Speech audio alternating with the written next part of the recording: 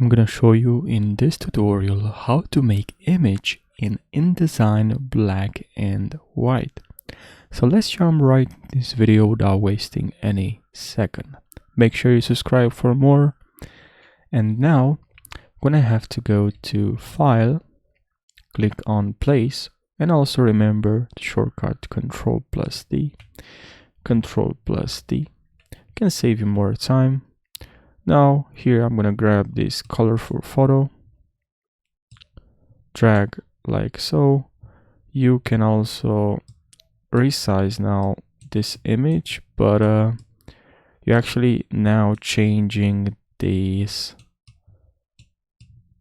As you can see, if you want to change the image inside the frame, just double click. You can also just deselect now. You click one time, now you're moving the frame and the image at the same time. But if you only want to move the image inside the frame, just double click.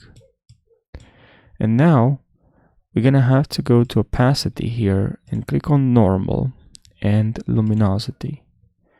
Now deselect this and just click one time. Go to fill, and here change from none to paper, and your picture is black and white.